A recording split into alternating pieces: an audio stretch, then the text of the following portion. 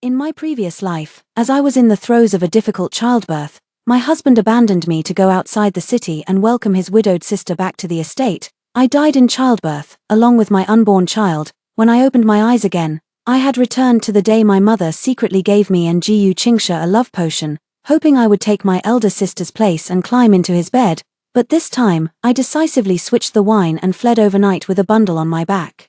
Although the capital is wonderful, I find myself missing the bandit den that raised me. I just didn't know. After I left, the usually cold and stern minister of the Dali temple, Lord Gu, pretended to drink the aphrodisiac wine and waited in the room where I had climbed into his bed in my previous life. Hello, everyone, welcome to my channel. Subscribe us to read wonderful stories every day. Now the story begins. Jinnah, why are you just standing there? Hurry and pour some wine for your Zishan brother. On the seat, my mother shoved a pot of wine into my hand and gave me a meaningful look, holding the gilded wine pot. My mind finally cleared. I had actually been reborn, and I had been reborn on the very day my mother drugged both me and Gu Qingsha, sending me to climb into his bed. What are you standing there for? Hurry up and go. Mother gave me another subtle push from behind, clutching the wine pot. I walked step by step toward Gu Qingsha. Just like in the previous life, he was aloof and noble, exuding an aura that kept strangers at a distance. Only this time, he glanced up and looked at me for a moment, but that one glance made my hand holding the wine glass tremble uncontrollably. Just moments ago, I was in the final month of pregnancy, about to give birth, but because it was a difficult first childbirth, I lay on the bed in excruciating pain. The maid, China, went to find Gu Qingsha several times, hoping he would enter the palace to fetch a skilled imperial physician, but I was told he wasn't in. Later I learned that my legitimate sister, now a widow, had returned to her maiden home and was arriving in the capital today. He and my parents had gone outside the city to welcome her. Upon hearing this news, the breath I had been holding in finally left me, and I died with my unborn child, 2 lives lost at once. The scene before my death is still vivid in my mind. The pain searing into my very bones. I am the legitimate second daughter of Bai Junsheng, the Vice Minister of Justice. However, due to a difficult birth that nearly cost my mother her life, a Taoist priest later declared that my fate was too harsh, destined to bring misfortune to my parents, and I should not be kept by their side until I came of age. My parents, believing the priest's words, sent me to live with relatives in the countryside. I also acknowledged a godfather. Later, during the years of severe flooding, when the common people were struggling to survive, my godfather took me up the mountain to become a bandit. But when I turned 16, my parents sent someone to find me, saying they missed me terribly and wanted me to return to my roots. I bid farewell to my godfather and followed the people who came to fetch me to the capital. After entering the Bai residence, I learned that I had a beautiful older sister and 2 younger brothers. When I first arrived, they all treated me very well, especially my sister, who would always share anything useful with me. At that time, I was still grateful, but it wasn't until later that I realized it was all just an illusion. In my 2nd month at the estate, my father took advantage of my grandmother's birthday celebration to invite his colleagues, and Gu Qingsha was among them. But that day, both Gu Qingsha and I drank the love potion prepared by my mother and were set up to be found in a compromising situation.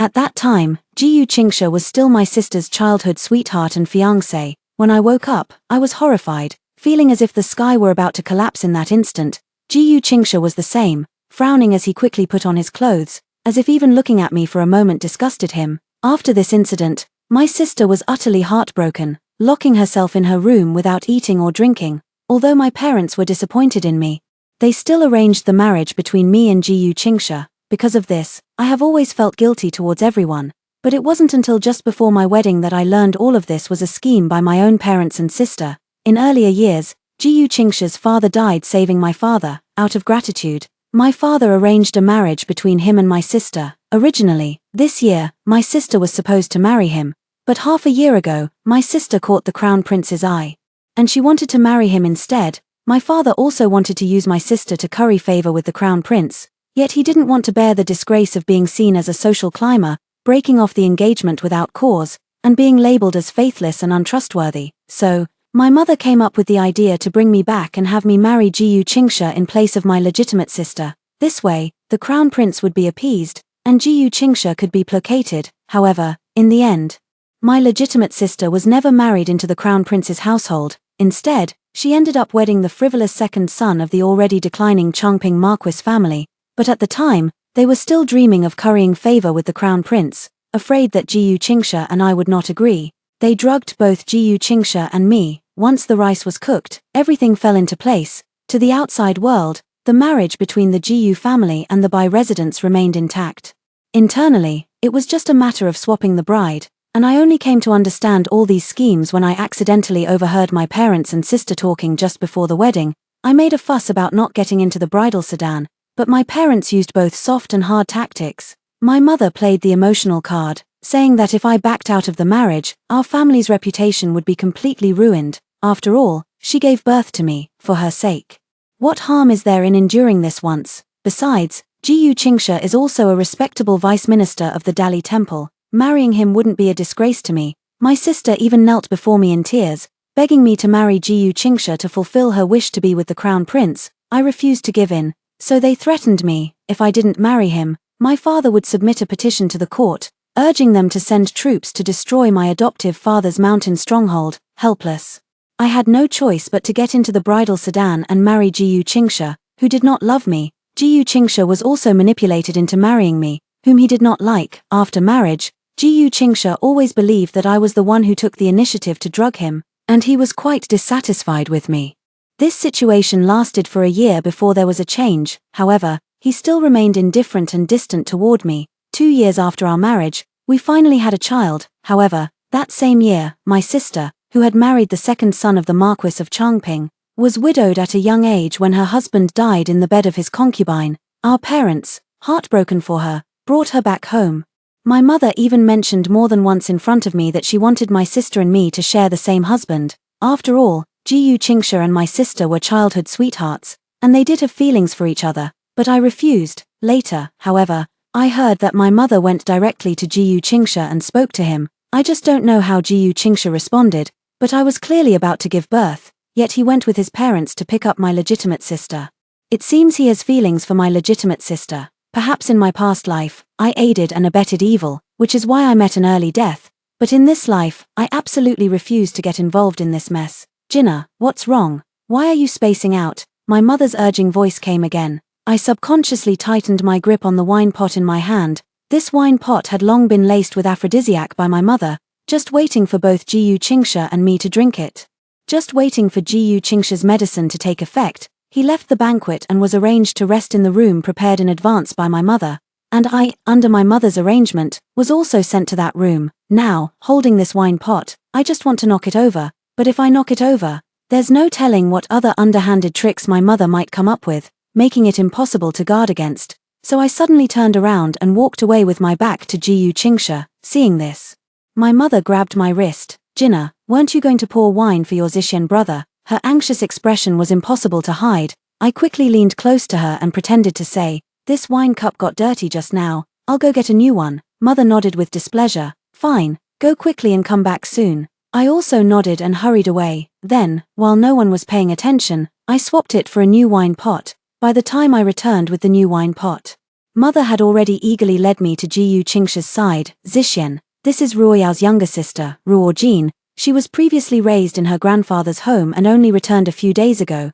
Jinnah, come quickly and greet your brother Zishen, just like in the previous life." Jiyu Qingsha nodded slightly to me and said, "Hello, Sister Ruojin." I lowered my gaze to pour the wine, my eyelashes veiling the turbulent emotions in my eyes. Jiyu Qingsha, as usual, took the wine from my hand and drank it in one gulp. "Thank you, Ruojin, my dear sister." My mother, just as in my past life, was overjoyed to see Jiyu Qingsha drink that cup of wine and said to me with a beaming smile, "Pour another cup for your Zishen brother, and you should have one too to keep him company." I obeyed, pouring a cup for myself as well, and drank another round with Jiyu Qingsha. Seeing that both Jiyu Qingsha and I had drunk the wine, my mother finally left contentedly, taking me with her. But as soon as we left, just as in my past life, she took the wine jug from my hand and had her personal maid, Bitao, follow me. In my past life, Bitao had long received instructions from my mother to take advantage of my dazed state and escort me to the guest courtyard where Jiyu Qingsha was staying. In this life, to avoid complications, I directly sent Bitao away and hurried back to my own chamber. Tonight, I am leaving the Bai mansion. It was also because a banquet was being held in the front hall, and all the servants were busy today, so no one saw me sneak back into my room. I quickly tore off the bedsheet, poured all the gold, silver, and valuables from my dressing case into it, slung it over my shoulder, and ran. The small door next to the stable was the passage the cook used to dump the slop, and at this moment, it was completely empty. I seized the chance to slip out through the small door. The night wind brushed against my face, carrying the long-lost scent of freedom. Taking one last look back at the By mansion, I plunged headlong into the pitch-black alley without turning back. By dawn, I was curled up in a pile of straw on a cargo ship of the Cow Gang, listening to the sound of waves lapping against the hull. Dust from last night still clung to his face, and his coarse clothes reeked of fish. I bought these from a washerwoman at the docks. Hey, what's going on? The officials from the Dali temple sealed off the canal docks before dawn. The boatmen's rough voices drifted over with the morning breeze. It seems like they're looking for some fugitive, not a fugitive. I heard they're looking for the second daughter of the Bai family, the vice minister. She went missing last night. I froze all over, my fingers unconsciously digging into the straw. Suddenly, the sound of orderly clashing armor came from the shore. I peered through the gaps in the haystack and saw a team of black armored guards inspecting the boats, their gleaming spear tips glinting coldly in the dawn light. Gu Qingsha stood not far away in dark, close-fitting attire, his usually indifferent eyes now churning with a startling undercurrent. Sir, this batch is seafood bound for linen. Absolutely no one is hidden. The boatman's voice rang out. I held my breath and slowly slid deeper into the straw, through the thick pile of hay. I heard Gu Qingsha's boot soles grinding against the deck, step by step, then it stopped right in front of me. I tightly covered my mouth, afraid to make the slightest sound. Only after he had come and gone several times did he say, "Set sail." It wasn't until the grain transport boat had sailed 3 miles away that I dared to exhale that heavy breath. Gazing in the direction of the capital, I felt as if a great burden had been lifted from my shoulders. After this parting, I never want to set foot in the capital again. Lying in the haystack, I thought of my foster father again. After I was born, because a Taoist priest said I would bring misfortune to my parents, they sent me to be raised by relatives in the countryside. At first, those rural relatives treated me well, but later, after they had their own child and spent all the one-time support money my parents had given them, they hardly cared for me anymore. At the age of 5, I was often hungry. While out picking fruits, I accidentally fell down a hillside and was picked up by the village butcher, Zhong, whom everyone feared. I later learned that this Zhong the butcher was originally the second-in-command of a nearby mountain gang. After marrying, he had given up his old ways. But fate was unkind. His wife died during childbirth due to complications. The daughter she gave birth to, frail from the start, didn't survive past her first year. If still alive, they would be about my age. Perhaps reminded of his own daughter, Butcher Zhong took me to the clinic, treated my wounds, bought me lots of good food, and then sent me back. But that relative of mine, after I returned, still paid me no mind. The wounds on my body grew worse because no one helped me change the dressings, and I developed a high fever. But they were busy with the autumn harvest and paid no attention to me. Out of desperation, I had to go find Butcher Zhong. I clung to his leg, calling him Dad over and over, refusing to go back no matter what. Moved by my plea, Butcher Zhong softened his heart and let me stay, providing me with food and drink every day. After learning about this, my relatives even had me acknowledge Butcher Zhong as my godfather, and then they simply stopped caring for me. Later on, the village was hit by a flood, which submerged the farmland and the village. Life became difficult for the common people, and my relatives took their family to the county town to seek a living. I, on the other hand, followed my godfather back up the mountain to become a bandit. My foster father cherished me like the apple of his eye. The bandits on the mountain, fierce as they were, also protected me as if I were a precious jewel. Thus, I lived carefreely on the mountain for 4 or 5 years. When I grew older, my foster father, fearing the rough bandit influence on the mountain, arranged a small courtyard in the county town for me and hired a governess to teach me. Only on holidays and festivals was I allowed to go up the mountain, but such days were enough to satisfy me for a lifetime. Before coming to the Bai residence, my foster father told me that if life in the capital ever became unbearable, I should go to him. He would take care of me for the rest of my life. Now, I really am going to rely on him for the rest of my life. 3 days later, I finally stood before the gate of the Black Wind stronghold. The morning mist swirled, and the outline of the stronghold loomed faintly in the haze. The vines entwined on the wooden fence are still lush, and the old crooked-neck locust tree at the village gate remains. A few hunting dogs tied under the tree lay lazily, but perked up their ears alertly at the sound of footsteps. My eyes grew hot, my throat tightened, and I stumbled forward a few steps almost unsteadily. Halt, who goes there? The sentry on the village gate shouted sharply, and arrows were instantly aimed at me. I looked up and recognized the familiar face of Uncle Wang. Uncle, My voice trembled as I raised my hand and wiped my face haphazardly, brushing off some of the dirt and dust. It's me, Reborn. Uncle Wang was stunned, his bow clattering to the ground. He widened his eyes, his lips trembling, then suddenly shouted toward the village at the top of his lungs, "Old Zhong, come out quick, your youngest daughter is back." The village instantly erupted into chaos.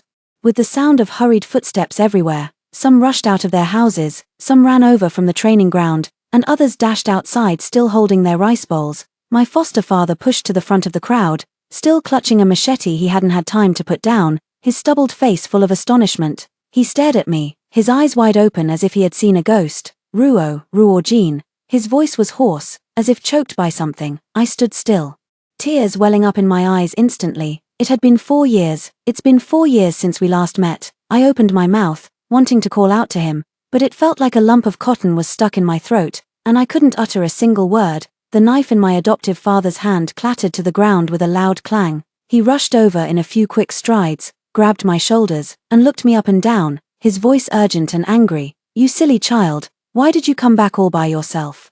Did the Bai family bully you?" I couldn't hold back any longer and burst into loud sobs, burying myself in his arms and holding onto him tightly. My adoptive father stiffened for a moment, then flusteredly patted my back, his voice panicked. "Oh dear, don't cry, don't cry. Who bullied you? Tell your father. I'll take some men and go cut them down." I cried even harder, smearing tears and snot all over his clothes. All the uncles, aunts, and elders from the village gathered around, trying to comfort me with a chorus of voices. "Oh dear, how did little Reborn get so thin? Did those bastards from the Bai family mistreat you? Back is good, back is good." My foster father flusteredly wiped my tears, his rough fingers scraping my cheeks painfully, yet I didn't want to dodge at all. "Dad." I finally choked out the word. My foster father's eyes reddened instantly. He rubbed my head roughly, his voice trembling. "Silly girl, it's good that you're back. It's good that you're back." Meanwhile, at the foot of the mountain, Jiyu Qingsha reined in his horse at the mountain path, looking up at the mist-shrouded peak with a deep gaze. "Sir, ahead is the territory of the Black Wind stronghold," the guard reported. "The scout said that Miss Bai II entered the mountains yesterday and has not yet returned." Jiyu Qingsha tightened the reins, gazing at the distant smoke rising from the mountains, his eyes dark and unreadable. After a long while, he spurred his horse and rode away. The guard behind him couldn't help but step forward. "Sir, since we found Miss Bai II, why not bring her back directly?" The mountain breeze brushed past Jiyu Qingsha's temples. He pursed his lips and said softly, "She doesn't like it." The guard scratched his head in confusion. "Sir, how do you know she doesn't like it?" Jiyu Qingsha didn't answer. Instead, he suddenly turned his horse around, spurred it on, and galloped down the mountain.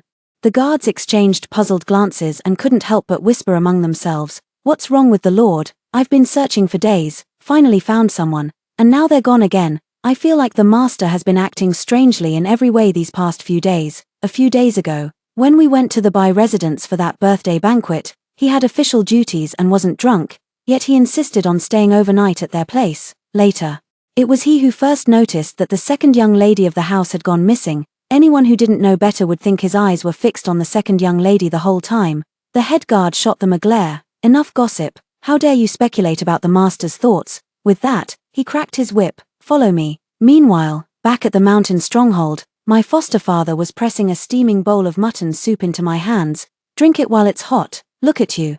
It's only been a few months. How have you gotten as thin as a monkey?" Tears welled up in my eyes again. It wasn't just a few months. To me, it had clearly been over 4 years. My adoptive father keenly noticed my unusual state and patted my shoulder with his rough, large hand. "Daughter, tell your father, why did you suddenly come back? Did your parents treat you poorly?" I lowered my head, staring at the rippling soup in the bowl, my throat tight. Blood-soaked memories from my past life surged in my mind, but I couldn't tell the truth. I had a nightmare. My voice trembled. In the dream, my parents treated me like goods and sold me to a man who didn't love me. After marriage, he treated me coldly. Later, I died in childbirth, both me and the baby. And he didn't even come to see me. That dream felt so real. I was scared, so I ran back. The soup noodles in the bowl rippled as my tears fell into it. My foster father remained silent for a long time before suddenly letting out a heavy sigh. "Silly girl, dreams are the opposite of reality." His rough thumb wiped the tears from my face. "At my place, no one can force you to marry." "Exactly." The third leader slammed the table.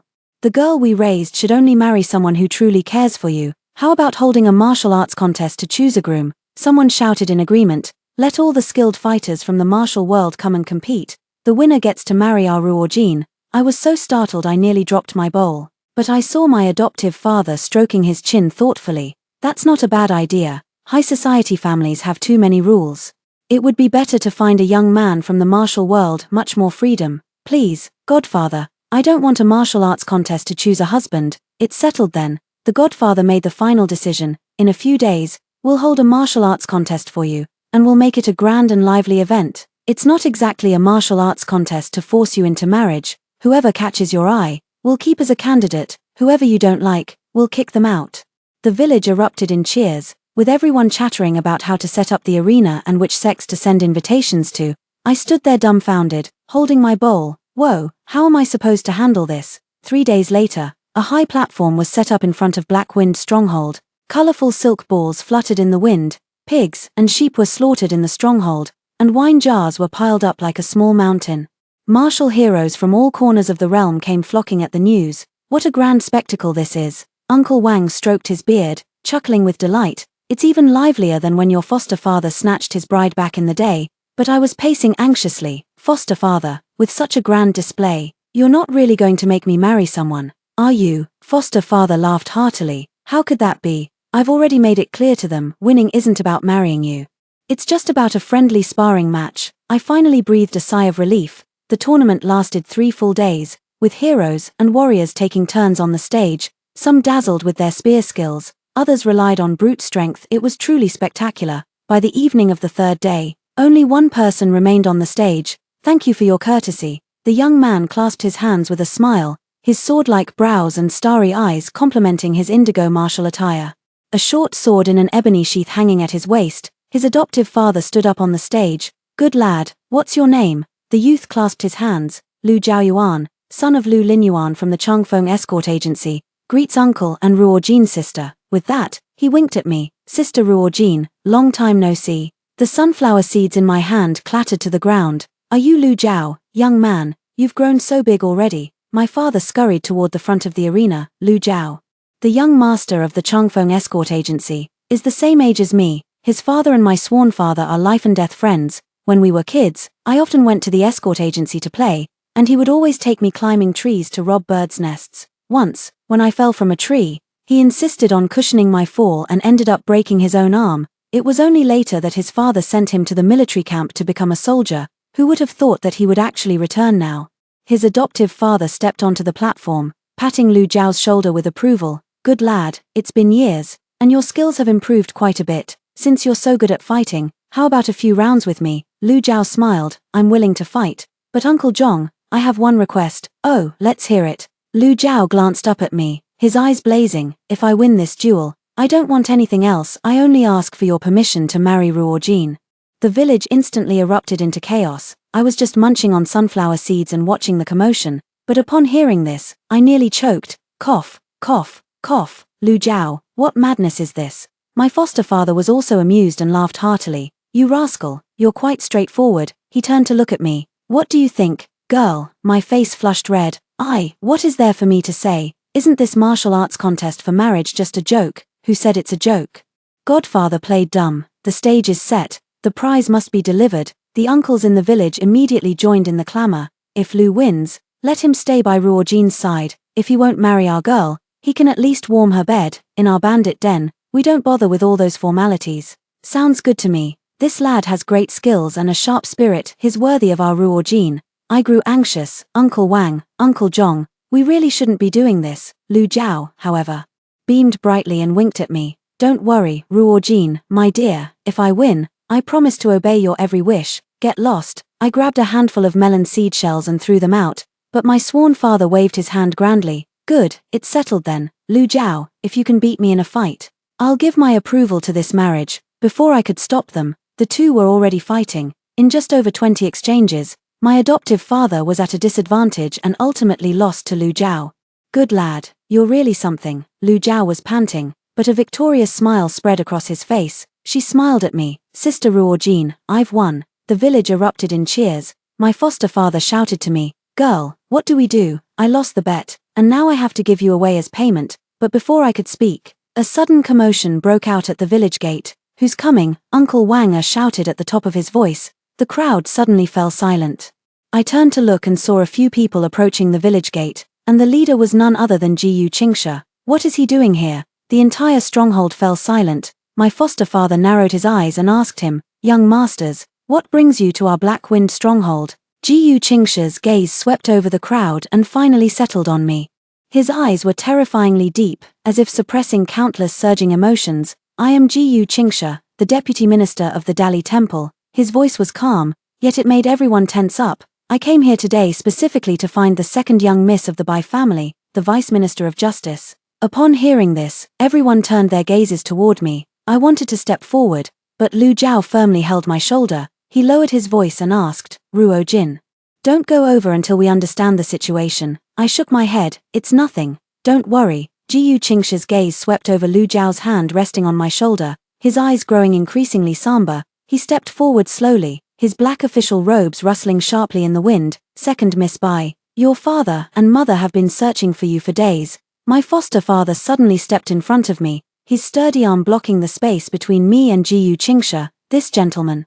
Since my daughter has returned home, there's no need for the Bai family to worry about her." Jiyu Qingsha slightly frowned. "Chief Zhong, after all, the second Miss Bai is the biological daughter of Minister Bai." "Biological daughter?" the foster father sneered. "Back then, they abandoned her in the countryside and ignored her for over a decade, and now they suddenly remember she's their biological daughter." Jiyu Qingsha fell silent for a moment, as if wanting to say more, but I cut him off.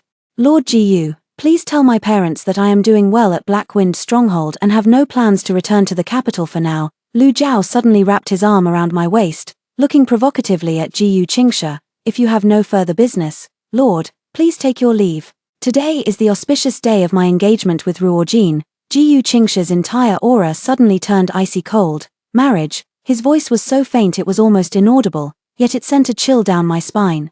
My adoptive father stepped forward. "Indeed, my daughter held a martial arts contest for marriage today, and young Lu won. This marriage is settled." Jiyu Qingsha suddenly smiled. That smile sent chills down my spine. What a coincidence. He took a few unhurried steps forward. "I am here today to compete in the martial arts contest for marriage as well." The entire stronghold erupted in an uproar. I stared wide-eyed, unable to believe my ears. Jiyu Qingsha was actually going to participate in the martial arts contest for marriage. Is he insane? Lu Jiao released me and stepped forward. "Lord Jiyu, isn't this against the rules? The martial arts contest has already ended." Jiyu Qingsha leisurely rolled up his sleeves, revealing his well-defined forearms. "Just now, Chief Zhong said that the winner could marry her." "I don't want to marry her, I only want to take her away." He looked up at Lu Jiao, his eyes sharp and piercing. "I challenge you now." "How about it?" Lu Jiao, provoked, sneered coldly. "Fine, then I ask Lord Jiyu to enlighten me." "Wait," I rushed forward. "Jiyu Qingsha, have you lost your mind? You, the esteemed Vice Minister of the Court of Judicial Review, coming to a bandit's den for a martial arts contest to win a bride?" Jiyu Qingsha looked at me deeply and suddenly said, "Ajin, after that birthday banquet, I've been waiting for you." In that moment, I felt as if struck by lightning, standing frozen in place. Jiyu Qingsha had already passed by me and was heading toward the arena. "Master Lu, your move." The two were locked in a fierce and evenly matched battle on the arena. Lu Jiao's moves were sharp and aggressive, yet Jiyu Qingsha remained as steady as a mountain, countering each move with precision. I watched with bated breath, my heart pounding in my chest, but after more than a dozen exchanges, Lu Jiao gradually began to lose the upper hand. Jiyu Qingsha executed a beautiful spinning kick, directly sending Lu Jiao flying off the ring. Admitting defeat, he stood at the edge of the ring, his breathing unnervingly steady. The village fell completely silent. Father's face was extremely grim. "Lord Jiyu, your skills are impressive." Jiyu Qingsha brushed off the non-existent dust from his sleeve. "Chief Zhong, as agreed, I have one now." He turned to look at me, his eyes burning with an intensity one had never seen before. "Ruo Jin, come back to the capital with me." My heart trembled, and I instinctively took a step back. My adoptive father immediately stepped in front of me, his strong arm forming a barrier between me and Jiyu Qingsha, his tone firm. "Lord Jiyu, since my daughter is unwilling, no one can take her away." Jiyu Qingsha's eyes darkened slightly, but he did not retreat. Instead, he slowly descended from the platform and moved closer to me. "Ruo Jin," his voice was low, carrying a stubbornness I had never heard before. "Are you really not coming with me?" I clenched my sleeve, my heart pounding like a drum. His attitude was just too unusual. In this life, I only met him once. No matter how I look at it, he shouldn't have been so relentless towards me. Lord Gu, I suppressed the strange feeling in my heart and forced a smile. I'm doing very well at Blackwind Stronghold, so there's no need for you to worry. His gaze darkened, and he suddenly reached out as if to grab my wrist. Lu Jiao was quick to react, firmly seizing his wrist and saying coldly, Lord Gu, Ruojin has said she is unwilling. As the esteemed vice minister of the Dali Temple, surely you wouldn't force someone against their will. Jiu Qingsha shot him a cold glare, frowned as he shook off his hand, but his eyes remained fixed on me. Okay, he suddenly spoke, his voice low and deep. Then I will wait. I was startled. Wait. The corner of his lips lifted slightly, but there was not a trace of a smile in his eyes. Yes, until the day you're willing to leave with me. After saying this, he actually turned to his sworn father and said, Chief Zhong, I hope you don't mind if I impose on you for a few days. Foster father's eyes widened. You want to stay? Jiu Qingsha let out a faint and strode directly inside, as if the Blackwind Stronghold were his own home. I stared dumbfounded at his retreating figure, a ridiculous thought surfacing in my heart. Could it be, he's also been reborn? That night, the village was brightly lit. Jiu Qingsha actually ended up staying and refused to leave. My foster father was so angry he slammed the table. What does this Jiu fellow mean? He's a high-ranking official of the court, yet he insists on staying in our bandit den. Third uncle stroked his chin, deep in thought. I think he's probably taken a liking to our Ruojin. I almost spat out my tea. Impossible, I said firmly. How could he possibly? But the words died on my lips, because Jiu Qingsha's behavior tonight was far too unusual. In his previous life, he avoided me at all costs, but now he's pressing me step by step, even going so far as to stay in a bandit's den. How can all this be explained? In the dead of night, I tossed and turned, unable to sleep, so I threw on my clothes and got up, wanting to get some fresh air in the courtyard, but as soon as I pushed the door open, I saw a tall figure standing under the corridor. The moonlight was like water. Jiu Qingsha stood with his hands behind his back, wearing a dark robe, and slowly turned around upon hearing the noise. Our eyes met, and my breath caught. Lord Jiu, what are you doing here so late? I forced myself to stay calm. His gaze flickered, his voice low. Waiting for you. My heart skipped a beat, and I instinctively took half a step back, but he suddenly stepped forward, forcing my back against the doorframe. Ruojin, he called my name softly, his voice carrying a hint of something I had never heard before, tenderness. What exactly are you trying to do? I clenched my sleeves, my heart pounding like a drum. He looked down at me, his gaze intense. I want to know, after the banquet, why did you run away? I just didn't want to stay at the Bai residence anymore. I averted my gaze and replied with feigned nonchalance. He suddenly raised his hand, reaching out toward me, his voice hoarse. Is it because of me? I instinctively stepped back, only to be caught in his deep, penetrating eyes. In that moment, I almost believed he had truly been reborn. My back hit the doorframe, sharp pain shooting through. Lord Gu, please show some restraint. I struggled to suppress my panic, but my voice trembled slightly. He withdrew his hand, his gaze deep and unfathomable. Yet a faint, elusive smile curled at the corner of his lips. Self-restraint. He chuckled softly. What if I don't want to restrain myself? My heart skipped a beat. What did he mean by that? In my past life, he was cold and distant, unwilling to even touch me. Yet now he says such things. Lord Gu, your actions today are truly perplexing. I took a deep breath, trying hard to calm myself down. If you have something to say, please speak plainly. He stared at me intently, and after a long moment, suddenly let out a soft sigh. All right, then I'll be direct. He took a step forward, his tall figure almost enveloping me. I'm taking you back to the capital. I was puzzled. Why? His gaze flickered slightly, as if weighing his words, but in the end, he only said lightly, because I don't want you to stay here. I let out a cold laugh. Lord Gu, where do you think I should be? It's not for you to decide. We've only met twice. Why are you so determined to take me back? He fell silent for a moment, then suddenly said in a low voice, That's right, we've only met twice. So why are you so afraid of me? I held my breath. What does he mean by that? The night breeze was slightly cool. We stood in a stalemate under the corridor, neither of us speaking further. Finally, I averted my gaze and said coldly, If Lord Gu has nothing else, please leave. It's late, and it's inappropriate for a man and a woman to be alone together. He chuckled softly and actually took a step back. Okay. I breathed a sigh of relief and was about to turn back into the house when I suddenly heard him say again, I'll come again tomorrow. I paused mid-step and whipped my head around. What? Under the moonlight, the corner of his lips lifted slightly, his gaze deep and profound. I said, I will come to see you again tomorrow, until you are willing to return to the capital with me. I gritted my teeth in anger. Jiyu Qingsha. What exactly do you want? He gave me a deep look, turned, and left, leaving only these words, you know very well in your heart. The next morning, as soon as I pushed the door open, I saw Jiyu Qingsha standing in the courtyard with his hands behind his back, dressed in a dark, ink-colored robe. He looked aloof and noble, completely out of place in this bandit stronghold. Morning, he looked up at me, his voice deep and resonant, my scalp tingled, and I slammed the door shut with a bang. Why is this person so persistent? His low laughter came from outside the door. Ruo-jin, you can hide for a while, but not forever. Furious, I kicked the door and gritted my teeth. This madman. Later, when I came out of the room, he was gone. As I walked into the courtyard, Lu Jiao ran toward me. Ruo-jin. He laughed heartily and handed me an oil paper package, freshly steamed osmanthus cake, still warm. I took a bite. It was sweet, fragrant, and delightfully soft, making me squint with a smile.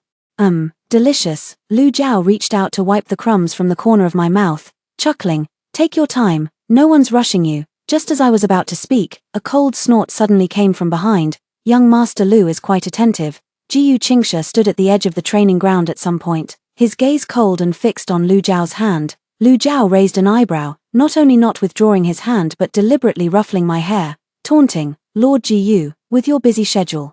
How do you find the time to watch us train? Jiyu Qingsha's eyes darkened as he slowly approached. Ruo-jin, I have something to tell you. I swallowed the osmanthus cake and said warily, what is it? He glanced at Lu Jiao and said calmly, a private matter. Lu Jiao sneered and wrapped his arm around my shoulder. If it concerns Ruo-jin, it concerns me. Lord Jiyu, feel free to speak plainly. Jiyu Qingsha's gaze fell on Lu Jiao's hand resting on my shoulder, his eyes cold enough to freeze. Take your hand off. His voice was icy. Lu Jiao not only didn't let go, but held on even tighter. What, Lord Jiyu, you meddle in everything under the sun, and now you even want to control how I interact with Ruo-jin. The atmosphere instantly became tense and hostile. In the end, I couldn't stand Jiyu Qingsha's icy, piercing glare any longer, so I grabbed Lu Jiao and tried to leave, but Jiyu Qingsha said, Jin, your sister is engaged to the Crown Prince. Lu Jiao was also stunned. The Crown Prince. Jiyu Qingsha's expression was calm, but his eyes were fixed on my reaction. The imperial decree was issued just yesterday. Bai Ruoyao has been appointed as the Crown Prince's consort. My mind went blank. That wasn't how it happened in the previous life. In the end, my sister married Zhao Ping, the prodigal second son of the Changping Marquis household. Why has it changed in this life? Could it be that my rebirth has altered the course of all this? What? Jiyu Qingsha approached slowly. Does this news surprise you? I instinctively took half a step back, my back pressing against the wooden training post. His question was strange, as if he was probing for something. Lu Jiao frowned and stepped in front of me. Lord Jiyu, what does court politics have to do with us? Jiyu Qingsha's gaze swept past Lu Jiao's shoulder, locking directly with mine. Vice Minister Bai has secured a marriage alliance with the Crown Prince. Naturally, he must clear away any obstacles. He paused. For example, his daughter grew up in a bandit stronghold. Could he be colluding with bandits? My heart skipped a beat. Are you saying he intends to strike against the stronghold? Jiyu Qingsha nodded. Ruo-jin, come back to the capital with me. I can keep you safe. Lu Jiao grabbed my wrist. Don't listen to him. Who knows what he's really up to? I looked at Lu Jiao, then at Jiyu Qingsha, my mind in a whirl. The husband who avoided me like the plague in my past life was now insisting on taking me back. My sister, who was supposed to marry a playboy, became the Crown Prince's concubine instead. Everything was in chaos. I need to think.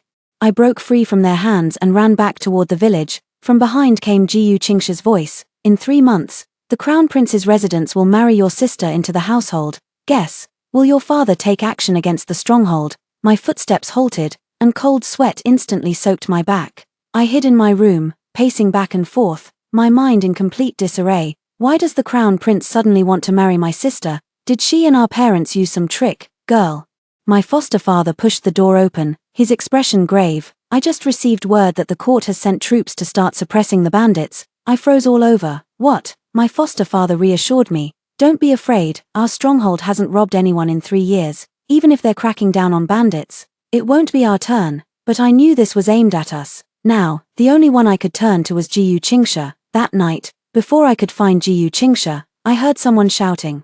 The government troops are here. My heart tightened, and without thinking twice, I grabbed the dagger and rushed outside. But Jiyu Qingsha caught my wrist. I can help you, but you must agree to one condition. What? Marry me. That is the only condition. I looked at him in disbelief. Lord Jiyu, We barely know each other. Right, why would you want to marry me? Ji Qingsha averted his gaze and said vaguely, love at first sight. I laughed in frustration. Lord Ji, that's not a funny joke.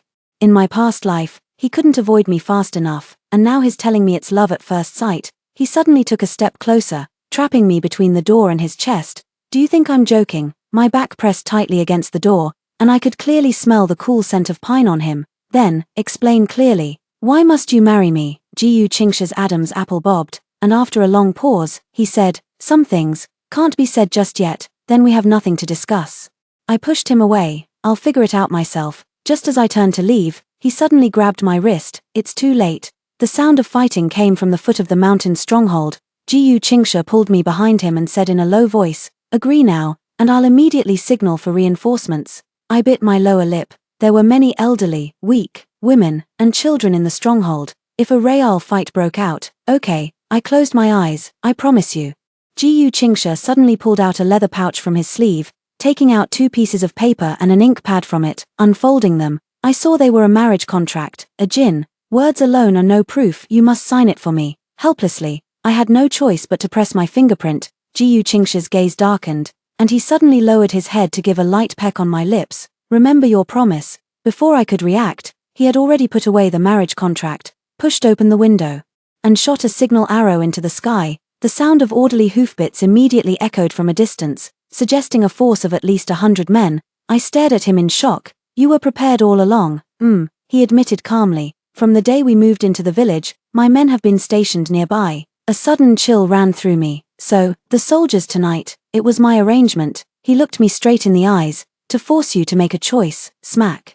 I raised my hand to slap him. Despicable. I was trembling with rage. Yet Ji Qingsha smiled, a grin that sent chills down my spine. To have you, I wouldn't mind stooping even lower. Ji Qingsha moved faster than I had anticipated. That very night, he led the Dali Temple's men down the mountain under the cover of darkness, leaving behind only a single sentence. Ruojin, wait for me with peace of mind. I stood at the village gate, watching his figure disappear into the night. My heart churning with complex emotions. My adoptive father patted my shoulder and sighed. Girl, this Ji Qingsha, he's not simple. I let out a bitter laugh, unsure of what to say. He planned every step carefully, even calculating my escape routes. Half a month later, news came from the capital that the marriage of Crown Prince's concubine Bai Ruoyao had been postponed, as Minister Bai was suspected of corruption and was under investigation by the Dali Temple.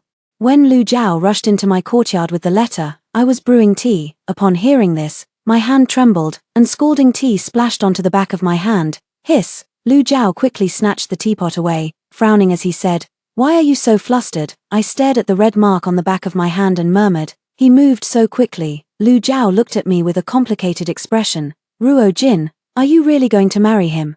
I remained silent for a long time before whispering softly, I promised him. Lu Jiao clenched his fist abruptly, his knuckles turning white. He was clearly threatening you. I shook my head and smiled bitterly. But he did save the village. 5 more days passed, and news arrived from the capital. My father was imprisoned for corruption and bribery. As for the entire Bai family, they were exiled to a bitterly cold land. Upon hearing the news, my adoptive father was constantly on edge, fearing that I would be implicated. But after waiting for several days, there was no news of the authorities coming to arrest me. Instead, an unexpected group of people arrived. Leading the way was a eunuch, followed by dozens of Ji Qingsha's trusted aides, carrying heavy rosewood chests. It looked like a betrothal gift. The eunuch produced 2 imperial edicts, and upon seeing them, the people of the mountain stronghold immediately knelt in unison. One is for the bandits' amnesty, the other is for me.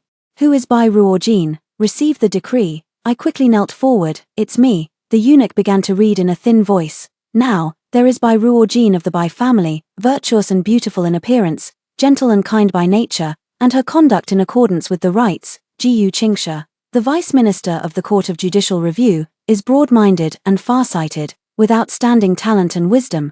The two are of suitable age, truly a match made in heaven.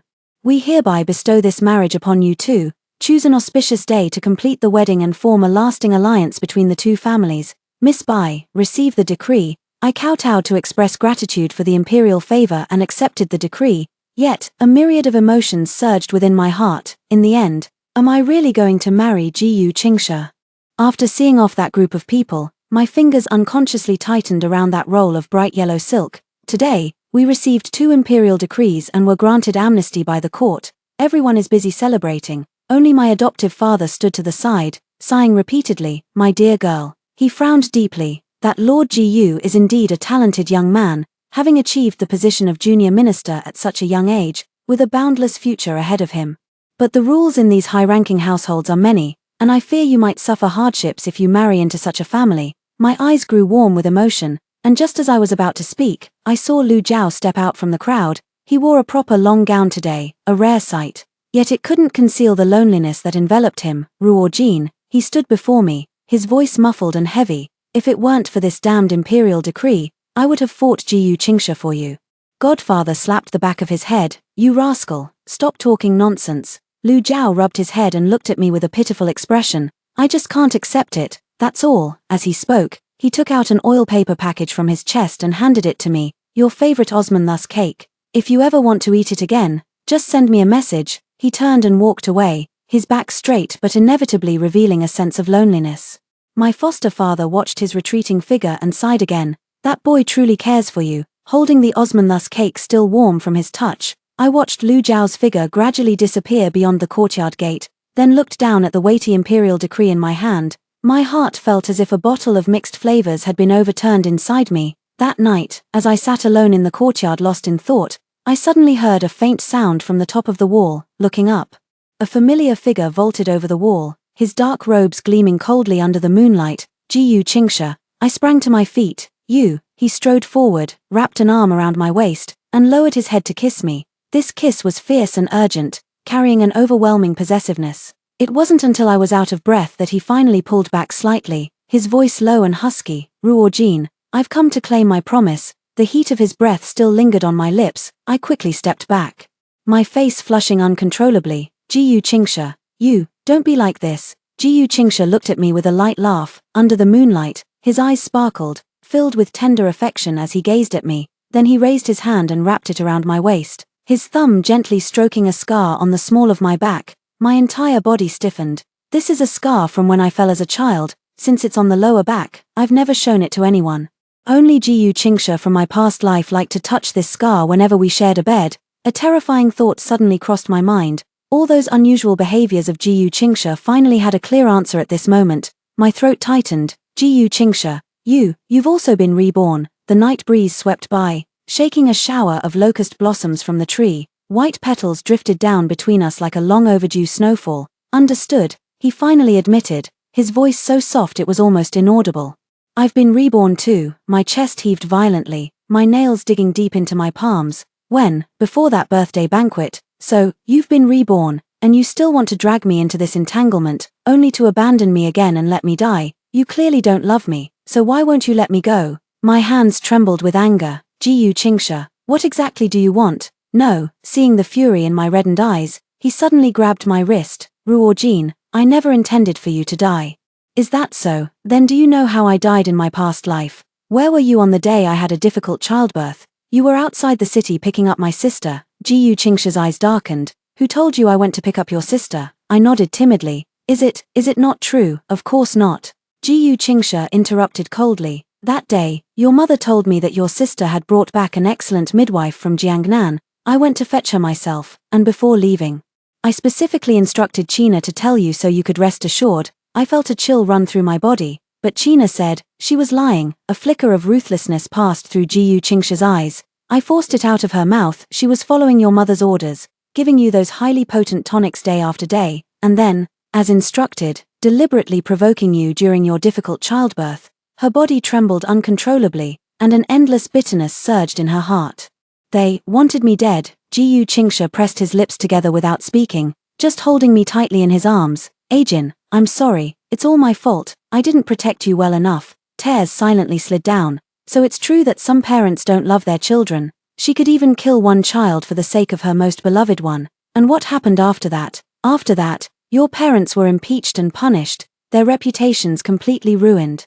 Your sister was discovered to have had illicit affairs and contracted a filthy disease, suffering torment day after day. You made this." He clenched his fists instantly. "They killed my child and my wife. What kind of punishment is that?" The night wind tousled my hair, and I stared at him blankly. But, didn't you like my sister? Ji Qingsha suddenly gritted his teeth. By Ruo, we've been married for so many years, and you still think I like your sister? I was stunned by his question. But you've always been so cold and distant to me. That's because I always thought you were the one who drugged me. Your mother also said that you wanted to climb up by marrying me, stealing your sister's engagement, and causing her to end up with that good-for-nothing playboy. The most ridiculous part is, even though I was convinced you were the scheming one who drugged me, his voice was laced with suppressed anger. It wasn't until after you died that I finally found out it was your mother who poisoned you. Then, did you ever truly love me? I buried my face in his chest and asked, my cheeks flushed with embarrassment. He held me tightly, but through gritted teeth, he spat out, what do you think? By Ruo, do you know that in the first year of our marriage, I had to steal a glance at you every morning before leaving for court? I was stunned. I truly had no idea. Do you remember that time you caught a cold, and I rushed back overnight from Jiangnan, staying by your sickbed for 3 days and 3 nights? Do you think the Vice Minister of the Court of Judicial Review has so much free time? I clutched the hem of his robe, breathing in the familiar scent of sinking incense. That year on your birthday, I took leave specifically to take you to the Western Hills to see the maple leaves, but you were so focused on picking leaves to make bookmarks, you never noticed I was watching you the whole time. That day, I thought you were just passing by on official business. He let out another cold laugh. You always say my study is cold, so I had the underfloor heating lit every day. He suddenly pinched the soft flesh at my waist. And what did you do? You ran off to squeeze into a bed with the maids. I laughed from the pinch, but tears welled up in my eyes. By Ruo, you really are my nemesis. I wanted to laugh, but he cupped the back of my head and kissed me fiercely. The words broke off abruptly. The night wind slipped through the space between us. Yet it carried a hint of warmth. End of main text. Extra chapter. The Grand Wedding. Part 1. In this lifetime, my grand wedding with Ji Qingsha was held in the mountain stronghold. Heifeng's stronghold was decorated with lanterns and streamers, with red silk hanging all the way from the stronghold gate to the wedding hall. As the mountain wind blew, the view was filled with fluttering waves of red. My foster father, dressed in a brand new crimson robe, stood in the center of the wedding hall, beaming so widely that his eyes crinkled into slits. I was clad in a bright red wedding dress embroidered with golden phoenixes. A red veil adorned with pomegranate blossoms covering my head. As several aunties nudged me forward a couple of steps, Ji Qingsha stood opposite me, his wedding attire accentuating his picturesque features. His usually stern profile appeared exceptionally gentle under the candlelight. First bow to heaven and earth, second bow to the elders. The foster father sat in the honored seat, his beard trembling with laughter. You brat, if you dare treat my daughter poorly, I'll chop you up. Ji Qingsha actually responded with utmost seriousness. Please rest assured, father-in-law, I will never let Ajin down. Bow to each other. As I bent down, the tassels beneath my bridal veil swayed, revealing the tip of his boot embroidered with cloud patterns. Somehow, I suddenly remembered our wedding in our past life, when he refused to even drink the ceremonial wine and coldly went through all the rituals. But today, beneath his wide sleeves, he secretly hooked his fingertip with mine. Extra chapter, The Grand Wedding, Part 2. The wedding banquet lasted until midnight. The uncles and elders from the village took turns toasting, and Ji Qingsha accepted every drink without refusal, his eyes reddening at the corners from the alcohol. I sat in the bridal chamber, listening to the clamor outside, my palms slightly sweating. The door creaked open, and the familiar scent of agarwood mixed with the smell of alcohol drifted in. My lady, his voice was low and husky, tinged with a tipsy warmth. The bridal veil was gently lifted with a golden scale rod. I looked up, meeting his intense gaze directly. In the candlelight, his eyes were strikingly bright, as if filled with starlight. Lord Ji, he suddenly leaned down, his arms braced on either side of me, trapping me between the bed and himself. Call me husband, or Zishen Gij is fine too. Our breaths mingled, and I caught the faint scent of wine on him, mixed with the calming fragrance of agarwood that always put me at ease. His nose almost touched mine, his voice hoarse and strained. I've waited 2 lifetimes for this day. My heart pounded like thunder as I reached out to wrap my arms around his neck. Then, would you like to inspect the goods, my husband? He chuckled softly, and his kiss suddenly descended. The kiss was both gentle and domineering, as if trying to make up for all the regrets of our past life. I was kissed until my whole body went weak, my fingers unconsciously clutching tightly at his lapel. I gasped lightly and pushed him. We haven't drunk the ceremonial wine yet. Ji Qingsha turned a deaf ear, his fingers deftly untying the sash of my wedding dress. We'll make up for it tomorrow. Wait. Suddenly, I remembered something. Someone is eavesdropping outside the window. He paused in his movements and turned to look at the window. Sure enough, a few sneaky figures were reflected in it. Jiyu Qingsha narrowed his eyes and suddenly raised his voice. Father-in-law, if you don't leave now, I'll throw away that jar of 30-year-old Enua Hong you've been hiding tomorrow. Outside the window, there was an immediate commotion, mixed with the curses of his father-in-law. You brat, how dare you? The sound of footsteps gradually faded away. Jiyu Qingsha turned to look at me, his eyes filled with triumphant amusement. Now, no one will disturb us. Red candles burned brightly, and the bed curtains swayed gently. In this lifetime, we finally did not miss each other. It's just that the scar on the lower back is likely to be rubbed and damaged again.